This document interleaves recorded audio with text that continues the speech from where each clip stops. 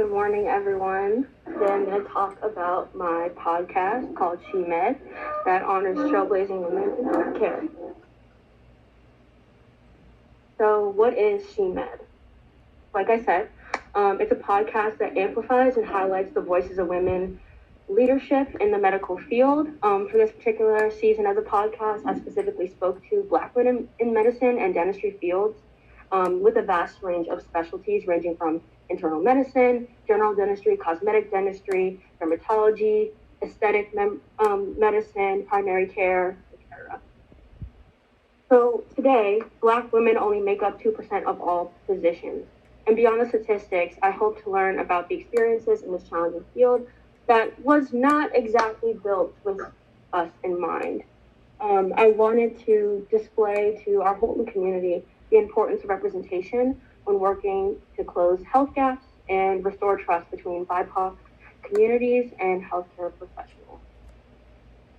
So through this podcast, I hope to promote and educate our community once again about racial disparities, hopefully inspiring my listeners, you all, and fellow future physicians to become advocates for their own health and the health of others.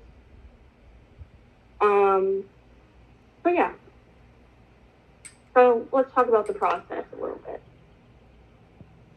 So the goal of my senior project was to interview, uncover, and understand each story and connect humanity to medicine, focusing on the Sustainable Development Goals, Goal 5, gender equality, Goal 10, reduced inequalities, and Goal 16, peace, justice, and strong institutions. But thinking about it now, I feel like all of these kind of align with my project, thinking about the social determinants of health that I will get into later on in the book. So I spent the beginning of my weeks researching health disparities and the impact of having Black representation in the medical field. Then in preparation for each interview, I contacted each attendee to ask for their consent to be recorded and shared on my platforms, as well as sample questions for them to prepare and consider before our interview. I also asked for a picture of them and a short bio to share with you all so you know who you're listening to. So I interviewed each doctor via Zoom for about 30 to 60 minutes, depending on their availability. And after spending the middle of my weeks recording my interviews, I spent the end of my weeks preparing for the episodes to then be posted on all platforms. And the way I was able to do that is through the app called Anchor, which I'll show you guys later, which enables me to post all of my podcasts on multiple platforms, including Spotify, YouTube, Facebook, Instagram, Twitter, etc. And yeah, so let's do a quick overview. So this is the Anchor account. So here you're able to listen on Spotify. You can support it, message, and so my episodes with my attendees will be listed here. They all range from about 30 to 60 minutes, as I said earlier. And I will show you guys a quick clip on my YouTube channel. But I'll show you the YouTube channel first.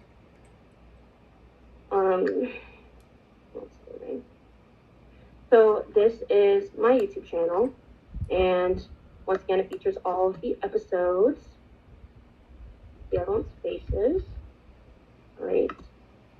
So we're gonna watch a quick 5-minute clip from an interview that I did with my advisor, actually, Dr. Hillary Woodson, an internal medicine doctor that practices in the Virgin Islands, St. Thomas to be specific. And she owns a practice focusing on integrative medicine, which is a more holistic approach, considering allopathic and homeopathic ways of healing. That's medicinals, pharmaceuticals, as well as natural ways of healing. So taking herbs, supplements, or sleep, using food as medicine, and things like that to heal more holistically and more culturally. Considering that she lives in St. Thomas, a lot of people don't believe in using pharmaceuticals to heal themselves. Instead, they want to use their herbs that they're planting in their gardens. They want to just use more natural ways of healing. So I'll just give you a quick intro. Love medicine, love kids to some degree. And when I was going through medical school, I went to Columbia University in Manhattan, Upper West Side, and they had a very strong community outreach push, if you will. yes, most of my medical school colleagues were interested in subspecialties, but from early on, starting in my first year, I worked for the young adults clinic, doing STD counseling, honing my Spanish skills because we were in Washington Heights, which is the second largest home outside of the Dominican Republic for Dominican descendants. So I was able to practice my Spanish skills and just did a lot of community outreach in New York City at Harlem Hospital with various health fairs, but had a chance to just really meet some phenomenal people at Columbia Medical School. And at the time, they were starting to build their family medicine residency. And I believe it started the year I was coming out of medical school, if not the year right after. And there were only 3 or 4 of us in our whole class of 150 plus who decided to go into family medicine. And so as I was rotating through my clinical years and doing my electives during my 4th year, I really found that I liked everything, you know, and so most family docs will tell you, you know, it's kind of hard to narrow things down. I didn't want to just stay with pediatrics. I wanted to be able to see the mothers and the fathers too, so I didn't want to just stay with OBGYN. Honestly, I didn't want the lifestyle of an OBGYN and having to be on call 24/7. You know, my work-life balance was very, very important to me. And I wanted to be able to preserve that. But overall, I fell in love with family medicine. Did some rotations out at Morristown Memorial Hospital in Morristown, New Jersey. Now Columbia has developed a whole family medicine, rural medicine track with, I believe, Bassett Hospital, which is one of the more rural located hospitals. So despite being an Ivy League institution, they still invested a lot of time and workforce development into stimulating and supporting the interests of their students. Wow, amazing. So you talked a little about your grad experience. Can you tell me a little bit about your undergrad experience? Where did you go to undergrad? And what was it like studying STEM? Yes. So coming out of high school, when I was standing in your spot, my senior year in high school, I had applied to Duke. I came from Rockville, Maryland, grew up in Rockville, Maryland, and was at Rockville High School at that time. There was probably less than 25 African American students. However, we had a very, very strong faculty advisor for the Black and Latino students program. I was very involved in my church, and most of those women and men went to HBCUs, historically Black colleges and universities. My parents both went to HBCUs. Everybody, you know, in that generation, pretty much in my family went to an HBCU. So, you know, although I applied to Duke and University of Maryland and got plenty of scholarships, my heart had been set on Spelman College in Atlanta, Georgia since the 7th grade. In seventh grade, I went on a college tour and just fell in love. I had never seen that many African American students all in one place. And, you know, it's just phenomenal. Back then, we did not have the internet, you know, so I would write to Spelman, hey, can you send me all the catalogs? And, you know, I would just pour over the pictures and, you know, also my mother subscribed to Essence and Jet magazine. So we always had these positive images of Black women around the home. But at the time, you know, I remember my counselor saying to me, you know, why would you waste your brain on an HBCU? Like, that's such a, you know, and she used that word waste. And I was offended, you know. I was like, first of all, you know, you don't dictate where I go. You're advising me. You're not telling me where to go or dissuading me where to go. Second, you know, I wanted to prove myself right and prove all of the naysayers wrong. But a very pivotal event happened during my senior year in high school. My only sibling was murdered. He was in Germany, and it was in March of my senior year. You know, and at that time, a lot of scholarship opportunities were pouring in. acceptances, et cetera. But I had ended up getting a full ride to the University of Maryland College Park. And so after my brother was killed, I felt that my parents would want me to stay close by. And, I was getting ready to accept that. And they were like, whoa, wait a minute. I thought you had always had your mindset on stuff. And I was like, but I didn't think you all would want me to leave you. They were like, no, we want you to really go out and experience the world. We support whatever you're doing. We think that Spelman would be a much better fit for you and a much more supportive environment, especially given, the trauma that our family had experienced. Yes, it was a 10-hour drive away. They were like, we'll be there. And they came frequently and got me home frequently. So when I entered Spelman, I was a member of the honors program. And at that point in time, they were just starting the NASA WISE scholarship program, Women in Science and Engineering. I had applied to the WISE program, did not get accepted, but all of my colleagues who were in the honors program were WISE scholars.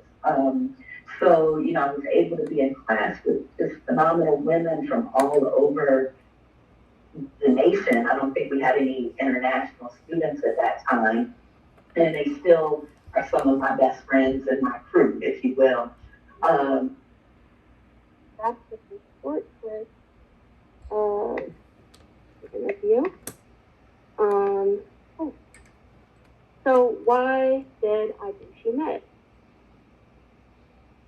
So I've chosen this project because I've always been passionate about science and medicine since elementary school. And I've been seeing doctors often because of growing up asthmatic and having surgery before I could walk. I constantly interacted with doctors, but in the back of my head, I always wondered why none of them looked like myself.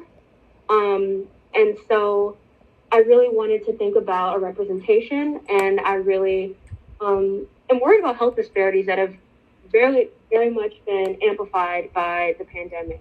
And it's given me a chance to learn about the social determinants of health, and it's given me a chance to really think about how history has shown us that these disparities have impacted people part of my community. And I've seen it with family members, my grandparents, my uncles and aunts, and seeing it in the media as well.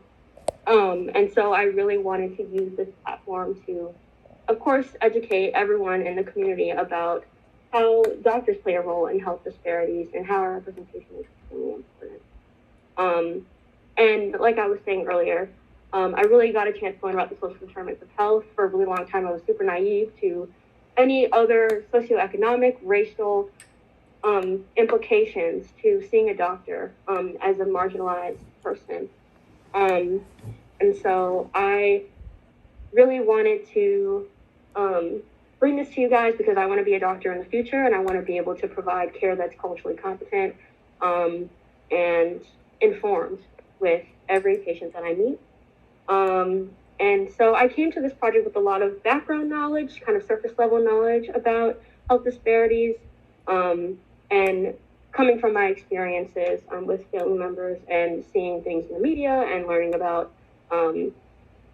research.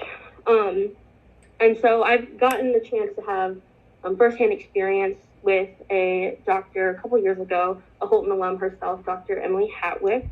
And so she worked a lot with patients in the Black and Latinx communities. And I watched her break barriers through language, as well as healing holistically and thinking about these social determinants that we'll go over in a second. And so I thought that with my talents in leading lunch forums and diversity conferences, I could bring that here and communicate well with these women. So these are the social determinants of health. You can take a minute to just look over these. I'm sure some of you have seen these from our lunch forum about health disparities a couple months ago. So some of my key takeaways. So intersectionality plays an extremely large role in the social determinants of health. It's extremely important to consider this because in order to provide informed care, healthcare professionals must be culturally competent and think about each of these things, like employment and housing and expenses and how accessible their care is. And thinking about the Affordable Care Act, that notes some specialties as elective already stops people from getting the care that they need. Thinking about dentistry being something that was not available to people during the pandemic and still not available to people now because insurance is dictating what they can and cannot have. So this uninformed care that a lot of doctors seem to still have starts this feeling of distrust and discomfort. And so that keeps people away from going to see a doctor when they need it, or asking for help when they're in pain, or asking further questions when they're confused about their diagnosis or their treatment plan. Another takeaway, as many of my interviewees attended historically Black colleges and universities or HBCUs, I was truly reassured about how important it was to find spaces where you truly feel a sense of belonging and support to build you up and enable you to tackle any challenge in any space, considering that the medical field is still super challenging, it's super competitive, especially as you study, and it's still predominantly white male. And then the last takeaway is our representation as Black women in medicine is extremely important, not only just to show younger generations that it's possible for them to be you one day, but also to let someone know that you're there for them and show them that someone like themselves will be there for them and be a community. So some acknowledgements before I close. Thank you to Dr. Hillary Woodson for not only being an amazing supervisor, but also an amazing mentor and guide throughout my whole life. Thank you to my mom for introducing me to an amazing group of Spelman sisters to feature on my podcast. So without you, this would not be possible. And thank you to my illustrious participants, Dr. Hillary Woodson, Dr. Nicole Franks, Dr. Nicole Evans-Ross, Dr. Saida Abdus-Salam, Dr. Donna Wilkerson, Dr. Leah Brown, Dr. Patricia Rucker, and Dr. Salathiel Kendrick Alwood for allowing me to share the beautiful stories and insight with the world. And lastly, I want to thank you, Ms. Hummel, for being patient with me throughout this entire process. I wouldn't have done it without you. So, okay, thank you guys for listening.